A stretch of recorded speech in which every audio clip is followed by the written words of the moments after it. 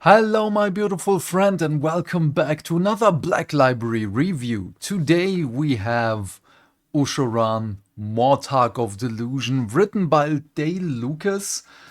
And well, it's a little bit shorter than usual. Luckily, that also meant that this is a little bit cheaper than the regular Black Library publication.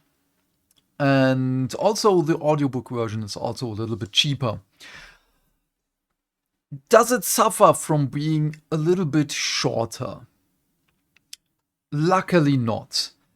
There are some things that I missed here and there, but all in all, I was really happy with this book. Sadly, I wasn't able to record immediately after I stopped, after I finished the novel, let's just say it this way.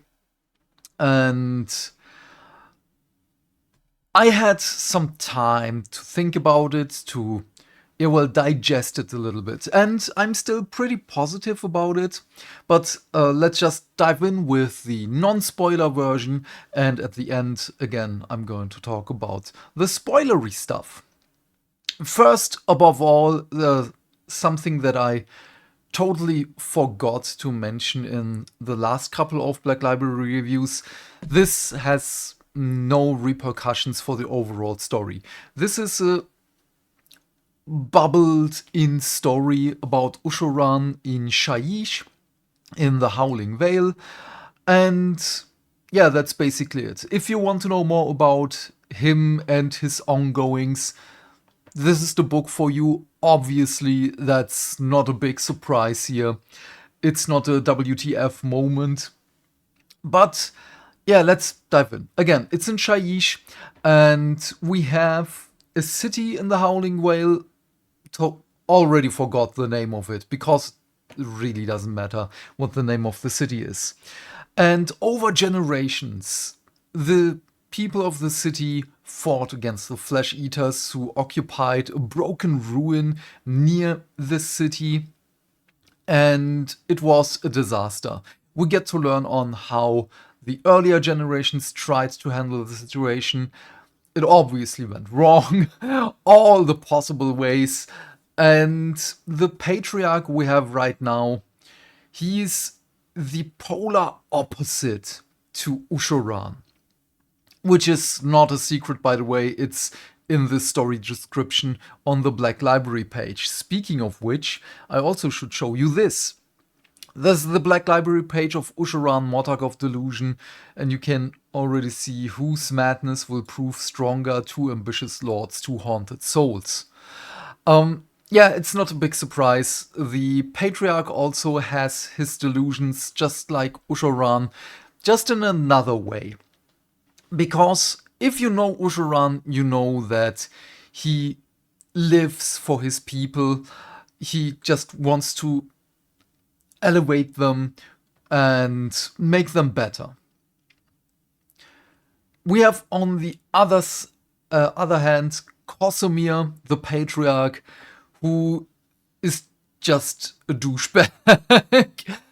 And he thinks that everyone will betray him and so on, that he's the righteous ruler, he's the best, he's infallible, which is obviously not true. So this is a very nice dichotomy between those two. The most funny part for me is this is basically Ushoran on winter vacation, because in the Howling Vale, he's known as the Winter King. Because he always went there in the winter, which is so funny to me. That also implies that he could be somewhere in the mortal realms, the Spring King and the Fall King.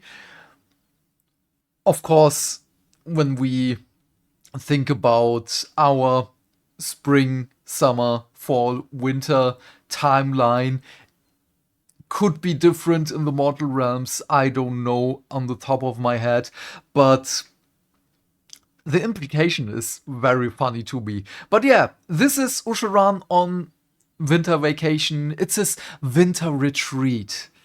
And well, the people of the city defeated the flesh eaters, and the surviving flesh eaters scattered, obviously. Ushoran went there and was like, "What happened here? My subjects! I have to help them!"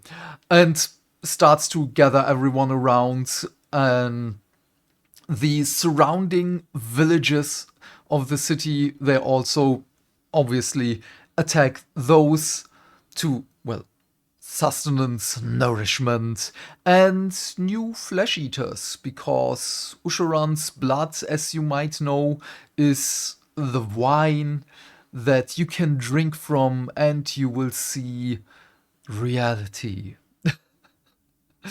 Which also obviously is not true, but you get the flesh eater curse. And so they bolster their numbers and so on. And Kosomir, of course, is exiling people from the city. He's, executing people who are against him and not really against him. They just say, "I think this is a bad idea. I am your advisor for many, many years. I was the advisor to your parents, and I treat you like my own son because I don't have any." Nope. And yeah, again, this total opposite of each other. Ushoran helping his people, trying to get them to a better life, and so on. And Kosomir, who's doing the polar opposite of it, making everyone miserable, and is just like, "No, I'm going to keep everything for myself." "Oh, you're hungry? Oh, don't come to me begging." It's just like that. It's a douchebag.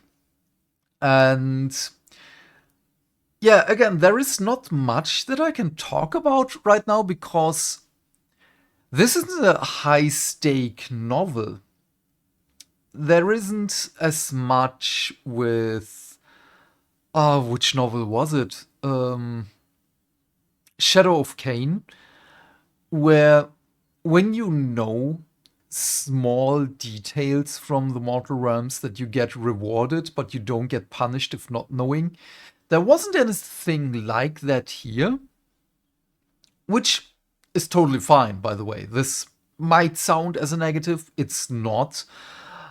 It's just those two books back to back are also in a polar opposite. This one is, you can give Ushoran, Mortarch of Delusion, the book, to someone who's fairly new in the mortal realms, which is also very important to have books like this. And especially if they are interested in Flesh Eater Courts, if they are interested in Ushoran. So every friend you have, you can say Ushoran, Mortarch of Delusion is a good book to start with. Because you get introduced to everything, there isn't too much information here and there. You get to see that Cities of Sigmar are not the good people, especially not this one. And yeah, that's basically it. It doesn't have any huge, as I've told you before, lore repercussions. You don't need to know anything from before. The wine is explained, so Ushoran's blood is explained, and yeah, the Flesh Eater Curse is explained. Basically, this is a standalone title. That's the word that I was looking for.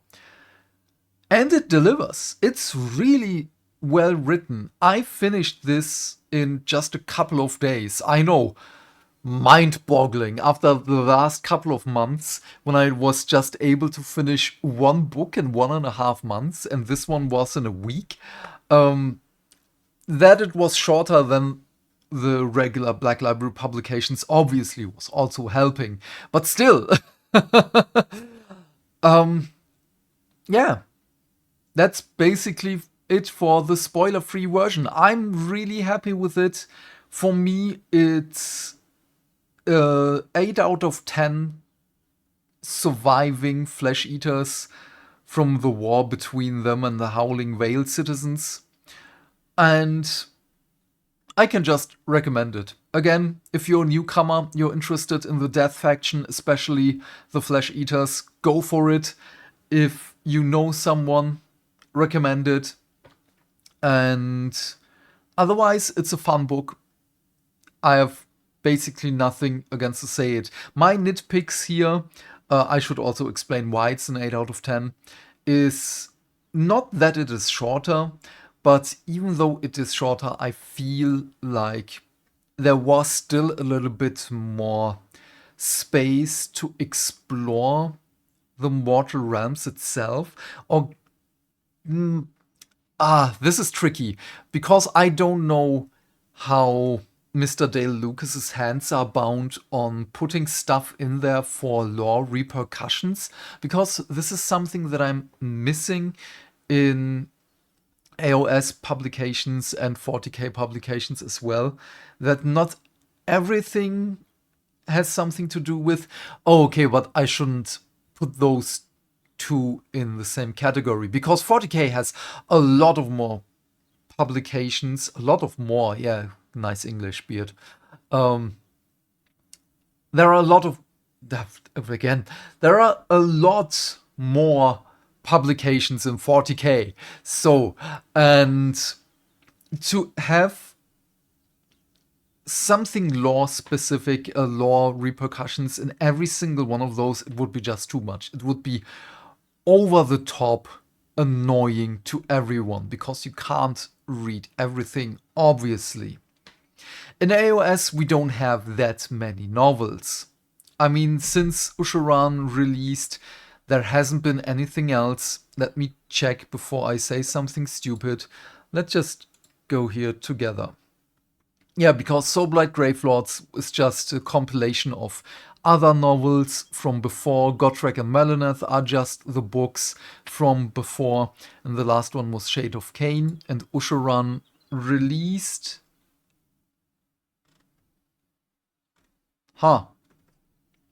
someday. It's been a while.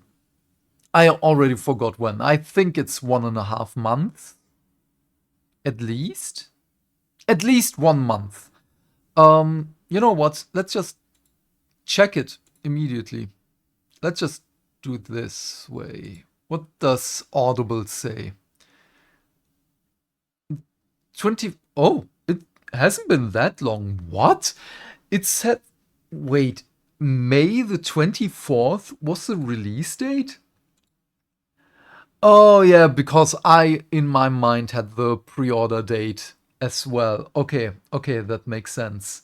But even then, it was just 3 weeks, damn. Okay, but my point stands, there are a lot less AOS publications, so having something in there that would push the story forward would have been a little bit better, I think. But again, I don't know how tight Mr. Dale Lucas's hands are on matters in this category, so I'm not going to retract any points for that. Kosumir is a great antagonist. At a point where I really was disgusted with him. And oh yeah, we're already in spoiler territory. I'm so sorry. I was distracted with the release date. Yeah, spoilers. Last chance to turn back. I'm not going to spoil much because, again, it's a little bit shorter. Kosumir is, as we already know, delusional. At a point that he had 5 siblings. Every single one of them died against the Flesh Eaters. And his mother was like... the mother was the matriarch as when she was still alive. And she was like, oh no, he's my last surviving child? We're screwed. Where everyone around was just miserable. That if you're that miserable, do something about it. Don't make him the next patriarch. Yes, you have great advisors. Something that was really nice in here is that every city has a hidden hand. I was in the mindset that only Hammerhall has a hidden hand, like the great spy master of all that is just gathering information from all the mortal realms and everything. But no, probably every city has one, which is nice. So we have that advisor, we have someone for the free guild, we have someone for the city planning, so planning the streets, the next buildings, and so on. So that was also really nice to know that those are advisor spots on the council. And yeah, also Kosomir is someone who just really does not think about the future. Oh, I almost cursed. He's someone that doesn't trust his own free guilds, which is obviously bad. So he hires mercenaries. And what does he pay them with? Because they don't have as much money anymore, but they have food reserves, which also should be a no-go because the food reserves are very sparse and he just gives them away. And at one point, it's like, when we give away more, we will not survive winter. We won't see spring. And he's like, that's not my problem. So it will be your problem because there is no one going to be that makes the food. There is no one to sow the seeds, to broadcast the seeds, to harvest the crops and everything. And he's like, yeah, but we will get new people. So yeah, healthy thinking. And Ushoran, again, on the other hand, is, I will let my people eat whatever they want. I will not eat until everyone else has been nourished. Which again is a total polar opposite. There is not much that I can spoil here, as this is the gist of the story. And I'm sad to say, but that's basically it. Everyone gets what they deserve at the end, which is really, really nice. And this just made me want to buy Ushoran the model, which I will not do. I was spending a lot this month. Also for filament, for my pen and paper campaign. But yeah, this is a topic for tomorrow with the Sunday preview. Again, great book. I'm incredibly happy with this one. Just minor nitpicks here and there. It might have been a 9. Maybe I'm a little bit too cautious again with my rating right now. But also, I really love this artwork. This artwork is just beautiful. I think this is a little bit superior to the one we get on the soft cover version. Where is it? Wait. It's in between and I can't grab the page. Yeah, I think it's a little bit nicer than this one. Okay, you saw it on the Black Library page. That's the cover of the soft cover version. But that's just personal taste again. It's totally might diverge from yours. But that's fine. Everyone has their own tastes. Everyone can like something else. Again, thank you so much for watching. Stay fantastic. Stay hydrated. Please do all the YouTube stuff or we may never see each other again. Have a great day. And I will see you on the next one. Bye. Bye. Bye.